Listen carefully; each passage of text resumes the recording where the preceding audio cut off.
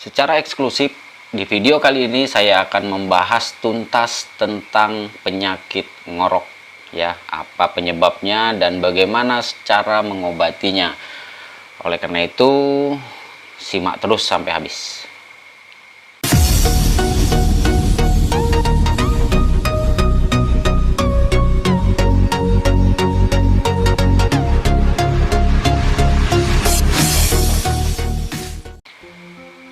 Assalamualaikum warahmatullahi wabarakatuh. Apa kabar bos? Kembali berjumpa kita di Bakal Peternak New. Dan khusus di video kali ini saya secara eksklusif lebih detail saya akan mengupas tuntas tentang masalah penyakit ayam ngorok.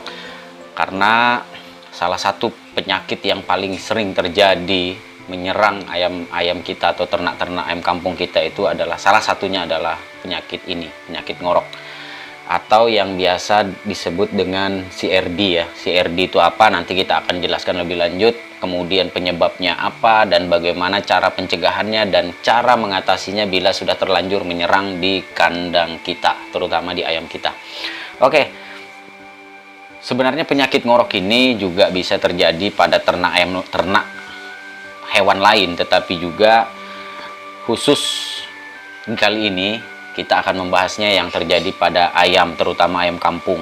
Jadi sama seperti beberapa penyakit yang sering diderita oleh ayam seperti pulorum, tetelo, ya, penyakit ayam ngorok ini memang terkesan menjadi momok yang terkadang kita nggak nyangka kapan datangnya, tiba-tiba tahu-tahu aja ayam kita itu terserang ngorok.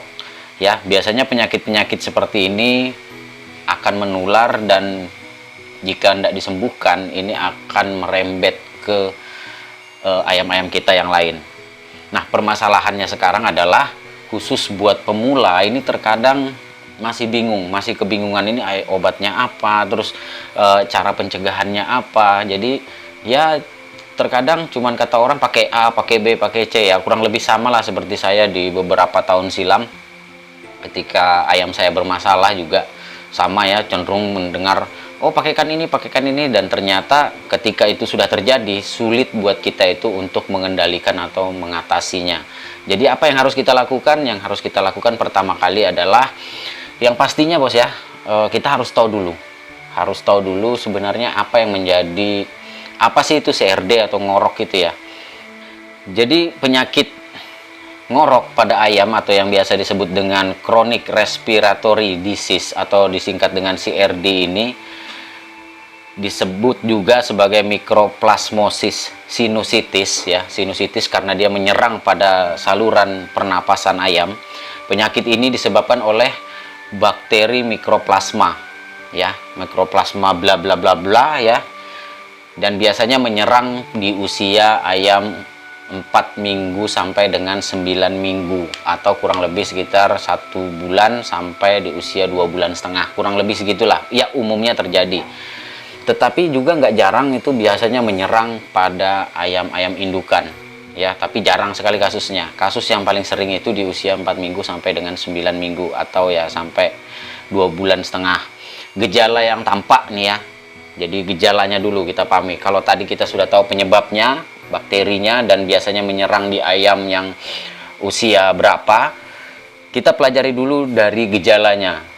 Biasanya gejala itu terjadi, kita taunya ayam sudah murung, artinya sudah masuk di stadium atau di level 2 atau level 3. Jarang sekali kita taunya itu di level awal-awal. Gejala-gejala awal itu jarang sekali. Kenapa? Karena cenderungnya peternak itu bos, saya nggak tahu lah kalau sampean ya. Kalau saya pribadi, biasanya saya kalau habis kasih makan ayam, habis ngurus, terutama sanitasinya dan lain sebagainya, itu biasanya yang saya lakukan adalah saya nongkrong dulu di kandang mungkin sejam atau 2 jam. Jadi saya nggak lantas langsung keluar dari kandang, area kandang, tidak. Jadi saya nongkrong, saya perhatikan perilaku dan gelagat dari ayam-ayam saya, biasanya untuk mengetahui ada nggak di antara mereka ini yang terkena gejala penyakit. Nah, jadi ini pentingnya juga bos. Jadi kita harus lebih intens melakukan pengawasan ke ayam-ayam kita itu supaya kita tahu. Itu dulu langkah pertama. Awal ya, gejala awal dari penyakit ayam ngorok ini biasanya dia sering bersin ya. Ini gejala paling awal nih. Kemudian hidung berair, kemudian ngorok saat bernapas. Nah, ini penting bos ya. Pertama, sering bersin. Kedua, dari hidungnya keluar cairan ya, lendir, kemudian ngorok ya pada saat dia bernapas. Ngorok, ngorok, ngorok, ngorok, ngorok gitu ya, kurang lebihnya kalau kita perhatikan. Kemudian biasanya dia mulai terlihat lemah ya, sayap mulai terkulai atau sayap mulai menurun ya, kemudian menekuk, mengantuk, dan biasanya itu dibarengi dengan diare atau mencret kehijau-hijauan. Nah, ini sudah masuk ke tahap awal bos.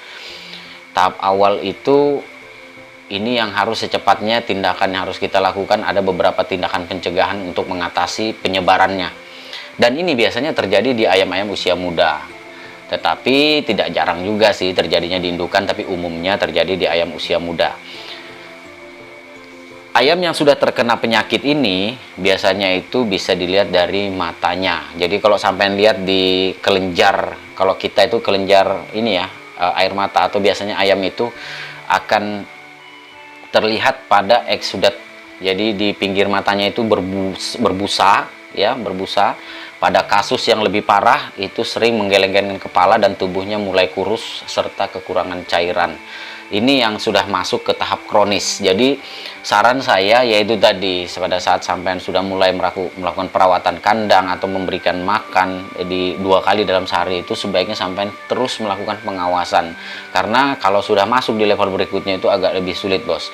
Jadi begitu ada 1-2 ekor ayam yang sudah menunjukkan gejala awal yang seperti saya sebutkan 3 tadi, maka secepatnya lah lakukan karantina yang pertama. Setelah itu lakukan pencegahan berupa membackupnya dengan jamu-jamuan.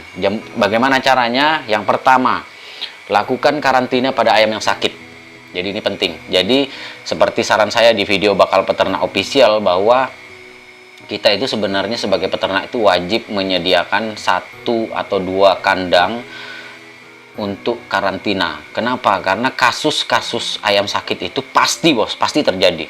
Dan salah satu tindakan pencegahan mencegah penyebaran itu adalah dengan mengkarantina. Dan kandang karantina ini wajib agak jauh dari kandang koloni, kandang populasi. Jadi nggak boleh dia berdekatan. Kalaupun sampai karantina tapi pada kenyataannya dia berdekatan, ya percuma toh bos. Jadi harus berjauhan. Itu yang pertama, lakukan karantina pada ayam sakit. Kemudian yang kedua, lakukan backup jamu-jamuan pada ayam yang sehat ya. Jadi pada ayam yang sehat itu kalau dosisnya biasanya saya pencampurannya itu sekitar 100 ml sampai 200 ml pada pencampuran pakan, maka ketika ada yang bermasalah lakukan 2 kali lipatnya. Jadi pemberian jamu-jamuan pada pakan itu ditambah dosisnya menjadi 300 ml sampai 400 ml. Nanti kan pakannya basah bos, jadi kan nggak apa-apa. Artinya disitulah kita memberikan asupan lebih untuk membackup supaya daya tahan tubuh ayam kita itu lebih stabil agar penularan itu bisa dicegah.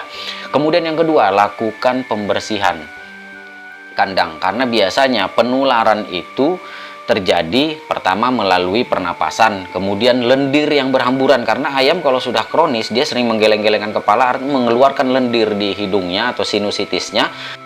Lendir ini yang berserakan kemana-mana, kemudian inilah yang menjadi media penyebaran. Kemudian yang terakhir adalah alat-alat yang digunakan untuk makan ya, tempat pakan, minum, dan lain sebagainya. Dan ini yang harus kita perhatikan bos. Jadi semua harus dibersihkan total, tempat pakan, minum, dan lain sebagainya itu harus dipastikan steril kembali ketika kita sudah selesai melakukan tindakan pertama tadi, melakukan tindakan karantina. Ini dilakukan, tindakan kedua ini dilakukan adalah untuk menekan penyebaran supaya tidak berpindah atau menular ke ayam-ayam sehat yang lain. Karena CRD ini jelek bos, begitu dia sudah kena 1-2 ekor, dia akan mudah menyerang yang lain. Ini kasusnya ayam ngoroknya. Kalau sudah 1 kena, hati-hati. Yang lain itu kalau daya tahannya tidak kita backup secepatnya, maka akan mudah sekali terjadi penyebaran di dalam kandang kita. Kemudian tindakan pencegahan berikutnya yaitu selain memberikan perawatan kandang, pembersihan kandang, kemudian kita juga melakukan sanitasi air minum yang baik, memberikan pengobatan yang tetap. Dan yang berikutnya adalah menerapkan sistem biosecurity yang ketat. Artinya kalau kandang sampean itu, ini yang ketiga ya, Artinya kalau kandang sampean itu sifatnya semi umbaran, itu pastikan tidak ada hewan lain. Pastikan tidak ada hewan lain yang masuk ke dalam lalu lintas kandang kita. Atau secepatnya ayam-ayam sehat ini kita lakukan pembatasan. Jadi diperketat biosecurity-nya agar ayam yang sudah terkena CRD atau bisa jadi ayam dari luar itu tidak menularkan penyakit ke kandang kita. Selanjutnya bos ya, setelah kita bisa melakukan tindakan pencegahan, pengendalian penularan ini tadi, hal berikutnya yang perlu kita lakukan adalah, apa terlalu cepat saya ngomong ya? Oke, kita perlambat sedikit. Berikutnya adalah cara mengobati. Saya sudah share di video di beberapa video bakal peternak official ya, di video di channel sebelah, beberapa teknik atau cara pengobatan ayam ngorok ini, dan itu terbukti bos. Itu bukan kaleng-kaleng, itu bukan hanya sekedar konten, itu bukan hanya sekedar video untuk mendapatkan view, tidak. Itu real. Kalau sampai terapkan di ayam sampean yang sedang menderita ngorok, itu kalau sampai telaten itu bisa sembuh. Bisa sembuh. Dan ada beberapa kasus yang sudah saya buatkan videonya, itu alhamdulillah sih normal kembali dan gemuk kembali. Jadi yang pertama yang perlu kita lakukan itu adalah dikorek. Jadi caranya dikorek adalah dengan menggunakan minyak kayu putih ya. Dengan cara menggunakan minyak kayu putih itu di bulu ayam ya, bulu ayam yang panjang. Sampai tahu kan bulu ayam yang panjang itu, sampai ambil aja bulu ekor yang paling panjang, kalau mungkin ada bulu ekor atau bulu sayap boleh sampai gunakan, kemudian dilumar atau dibaluri dengan minyak kayu putih. Setelah itu dikorek ya, dikorek aja sampai dalam dengan tujuan untuk mengeluarkan lendirnya. Mengeluarkan lendirnya, diputar-putar ya, begitu dimasukkan ke dalam diputar, kemudian ditarik keluar dengan harapan mengurangi banyak lendirnya keluar. Jadi bukan hanya mengurangi, artinya sebagian besar itu harus kita keluarkan secara manual, karena ayam ini nggak bisa mengeluarkan dahaknya bos ya, sama kayak kita manusia itu berdahak ya. Jadi ayam ini tidak mempunyai kemampuan untuk mengeluarkan dahaknya. Jadi paling mentok kalau sudah tahap paling kronis, dia paling cuman bisa menggeleng-gelengkan kepala, berharap lendirnya itu sedikit berkurang. Tetapi dengan bantuan dikorek itu kita akan mengurangi banyak lendirnya yang keluar. Itu cara yang pertama, adalah dengan melakukan dikorek menggunakan bulu ayam yang sudah dilumuri dengan minyak kayu putih. Kenapa menggunakan minyak kayu putih? Harapannya supaya lendir yang mengental itu tadi bisa mencair ya, bisa mencair. Oke, itu cara yang pertama. Kemudian cara yang kedua, kalau ayamnya untuk di beberapa kasus itu ayamnya menggigil ya, sampai pegang aja sekujur tubuh ayamnya, kalau dia dari ujung kaki sampai di paruhnya itu pucat, kemudian ini kasus ini biasanya terjadi pada saat musim hujan. Musim penghujan ini paling sering terjadi, ngorok ayamnya menggigil. Saran saya, hal kedua yang perlu sampai lakukan adalah memberi minum air bubuk merica. Jadi bubuk merica itu sampean sepetkan. Jadi takarannya sampean boleh pakai merek yang kemasan sasetan, atau boleh sampean yang beli di pasar itu yang bubukan hitungan per gram gitu ya. Itu sampean campur dengan air bersih ya tentunya, kemudian sampean sepetkan. Sepetnya itu 10 cc. 10 cc itu ya kurang lebih satu yang spet yang tanggung itu. Spet yang tanggung itu sampai habiskan aja, nggak apa-apa bos. Artinya itu untuk memicu suhu panas tubuhnya supaya ayam nggak kedinginan. Kenapa? Karena kalau ayam kedinginan timbul selera makannya itu hilang, dia nggak mau makan. Tapi kalau dia suhu tubuhnya itu normal, panas, karena hewan ayam ini adalah hewan berdarah panas, makanya dia kalau kedinginan itu nafsu makannya secara otomatis akan hilang. Dia menekuk, mengantuk, dan ini yang akan memicu dropnya daya tahan tubuh ayam kita. Jadi cara berikutnya adalah dengan menyepetkan air merica. Kemudian berikutnya lagi, untuk penyembuhan ya, untuk penyembuhan kita bisa menggunakan obat herbal seperti bawang putih. Nah, karena dalam posisi ayam kita ini sudah tidak ada nafsu makan, maka hal berikutnya yang perlu kita lakukan itu adalah menyuapi. Disuapi dengan nasi hangat. Kenapa harus nasi hangat? Karena ayam itu ketika dia sakit, itu dia kemampuan mencernanya itu agak berkurang. Makanya yang paling pertama diserang ketika ayam sudah masuk fase stadium 2 atau tahap kedua atau ketiga, ayam itu sudah daya cernanya itu sudah mulai menurun. Terjadilah yang namanya tembolok macet. Kenapa? Karena dia tidak mampu mencerna. Nah, kenapa harus disuapi dengan nasi hangat? Nasi hangat ini mudah dicerna, bos. Mudah dicerna. Kemudian yang kedua, pencernaannya akan mudah beradaptasi sesuai dengan suhu tubuhnya. Makanya disarankan selalu gunakan nasi hangat untuk disuapin. Berapa banyak? Dibuat bulet-buletan itu sebesar jempol sebanyak 5 kalau untuk ayam dewasa. Kalau untuk ayam muda biasanya cukup 4 saja. Dan campurannya adalah bawang putih, dan ini sudah pernah saya buktikan pada ayam yang terserang pulorum. Itu sembuh total, bos. Sembuh total, normal, dan kembali berproduksi telurnya. Kebetulan ayam betina. Bawang putih ini punya khasiat luar biasa. Yang paling utama itu adalah mempercepat proses penyembuhan. Jadi kalau ayam sampean itu bermasalah, dia akan cepat memproses, memperbaiki semua yang rusak, memperbaiki semua yang bermasalah di dalam tubuh ayam, ya. Kemudian membunuh bakterinya dan mempercepat penyembuhannya. Bawang putih cukup 1 siung, itu dihaluskan menggunakan, boleh parutan kelapa, boleh juga menggunakan parutan keju. Yang penting dia halus, ya kan? Kemudian dicampur dengan nasi hangat, dilolohkan ke mulutnya sebanyak, kalau ayam dewasa itu dibulet-bulet 5 butir sebesar jempol orang dewasa. Tujuannya supaya kita beri asupan tenaga, atau boleh juga setelah itu kita beri minum air gula merah ya. Air gula merah itu tujuannya untuk asupan tenaga buat ayam kita.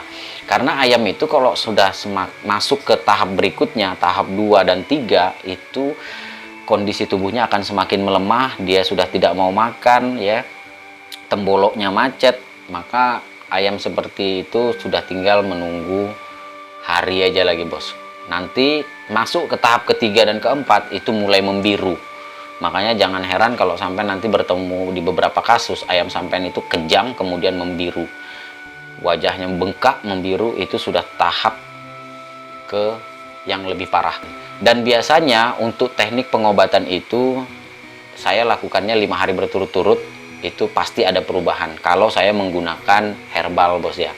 Jadi banyak juga sih sebenarnya spekulasi yang berpendapat bahwa kenapa harus herbal, kalau sakit kan harus pakai kimia, karena kimia sifatnya obat menyembuhkan.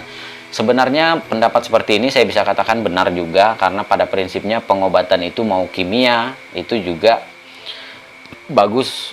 Artinya semua kembali kepada kita, kembali kepada keyakinan kita, kembali kepada cara perawatan kita. Jadi tidak ada salahnya kalau ada yang berspekulasi atau berpendapat saya pakai kimia aja, saya nggak perlu pakai herbal. Jujur secara pribadi bakal peternak itu hanya menggunakan bahan-bahan yang ada di dapur Bali. Nggak percaya, coba saja. Artinya semua yang saya sampaikan tadi itu untuk mengobati atau mengatasi ayam ngorok tadi sudah pernah saya buktikan dan terjamin. Saya jamin terbukti. Sampean percaya aja. Yang penting dilakukan secara konsisten. Jangan hari ini diterapi, kemudian besoknya pray, besoknya diterapi lagi. Jangan. Artinya setelah dilakukan terapi, hari pertama, kedua, ketiga, 4, dan 5, lakukan terus-menerus sampai dia benar-benar sembuh. Apa tadi? Saya ulang, bos ya, supaya kita sama-sama ingat. Yang pertama, dikorek menggunakan minyak kayu putih yang sudah dilumuri dengan minyak kayu bulu ayam yang sudah dilumuri dengan minyak kayu putih. Kemudian yang kedua, kalau dia menggigil, badannya dingin, meneku, asap sayapnya itu turun, dia mulai tidak mau makan, kemudian hidungnya meler, matanya berbusa, sering bersin, ngorok, itu segera sepetkan air merica. Mengenai dosisnya sudah pernah saya share, cari aja di video bakal peternak. Kemudian yang ketiga, beri antibiotik alami yang dicampur dengan nasi hangat. Nah, karena cenderungnya ayam yang ngorok itu sudah mulai malas makan, sampai suapin, lolohkan ke mulutnya sebesar 5, dibulet-bulet sebesar ini, nasi hangat dicampur dengan parutan jahe, kunyit, bawang putih, dan ditambah sedikit gula merah. Kalau sampai nggak mau repot ya cukup bawang putih aja. Bawang putih dihalusin, kemudian dicampur dengan nasi hangat, dilolohkan ke mulutnya sebesar jempol orang dewasa 5 butir. Jadi saya rasa setelah sampai nonton video ini, ngorok bukan lagi menjadi masalah di kandang sampean, karena sampean sudah tahu cara pencegahannya, sudah tahu cara mengobatinya dan mengatasinya. Intinya, sebelum saya tutup video ini, intinya bos ya, selalu di saat musim hujan perkuat jamu-jamuan, selalu perhatikan kebersihan kandang. Yang ketiga, selalu lakukan pengawasan ya, lakukan pengawasan pada ayam-ayam sampean. Jangan lantas selesai perawatan, selesai memberi makan langsung tinggalkan kandang, jangan. Lakukan pengawasan, perhatikan gelagat dan perilaku ayam-ayam kita. Kemudian yang terakhir, pastikan ayam kita terbebas dari penyakit dengan cara pemberian jamu-jamuan, melakukan pengasapan rutin 2 kali dalam sehari, lakukan sanitasi, pembersihan wadah pakan dan minum, kemudian kandangnya juga. Maka saya pastikan kandang sampean akan terbebas dari penyakit ayam ngorok. Jadi mungkin itu saja dulu video kita di Bakal Peternak New kali ini. Maka kita akan lanjutkan pada pembahasan-pembahasan tentang ternak ayam kampung. Semoga pembahasan ini membantu sampean, dan saya pastikan kalau sampean terapkan ini di kandang sampean akan bebas dari yang namanya ayam ngorok atau CRD. Semoga bermanfaat. Sampai jumpa di video-video kita berikutnya. Assalamualaikum warahmatullahi wabarakatuh. Salam sukses.